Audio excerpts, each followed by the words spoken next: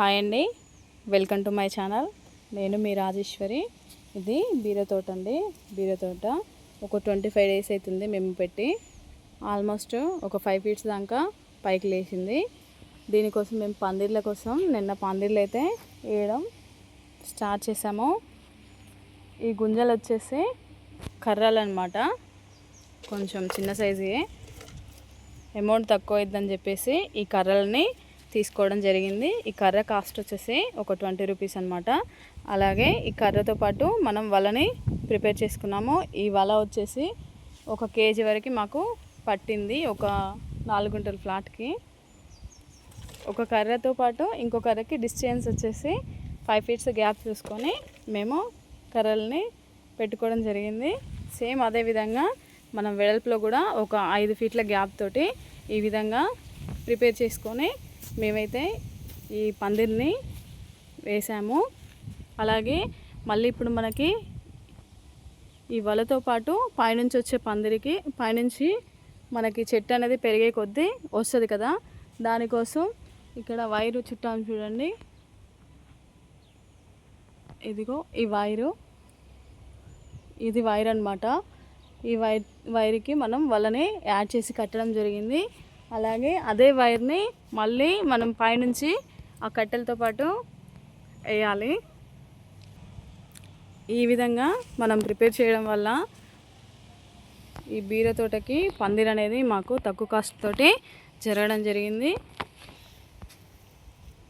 స్తంభాలు తెచ్చి వేయాలనుకుంటే చాలా వరకు వేయరు కదా, అందుకోసం మేము ఇలా ట్రై చేసాము. ఈ వల వచ్చేసి చేపల వల చూడండి, కొంచెం పెద్ద సైజ్ అనమాట, లైట్ వెయిట్.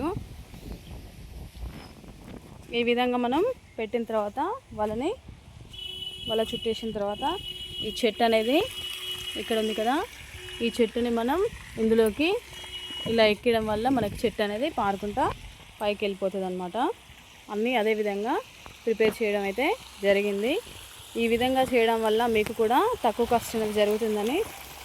కాస్ట్ అవుతుందని నేను ఈ వీడియో మీకు యూజ్ఫుల్ అవుతుందని చెప్పేసి వీడియో తీయడం జరుగుతుంది.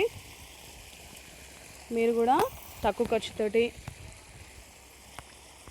ఈ విధంగా ప్రిపేర్ చేసుకోవచ్చు. బీరతోట పందిర్ అనమాట. బీరతోటే కాదు, కాకరతోట కూడా ఇదే విధంగా మనం ప్రిపేర్ చేసుకోవచ్చు.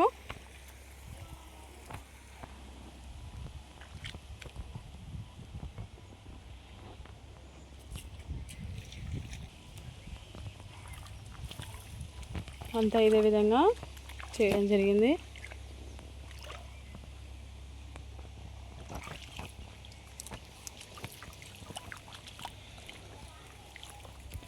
మనకి వాటర్ అనేవి చాలా బాగా చెట్టుకి అందడం వల్ల చెట్టు అనేది చాలా పెద్దగా ఎదగడం జరుగుతుంది. కాబట్టి వాటర్ అనేవి ఎక్కువ మనకి ఉన్న దగ్గర చెట్టు అనేది 5 ఫీట్స్ కంటే ఎబోనే పోయింది.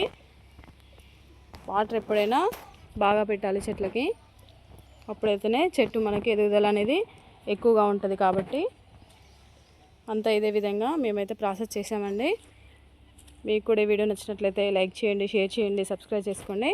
Thanks for watching my channel.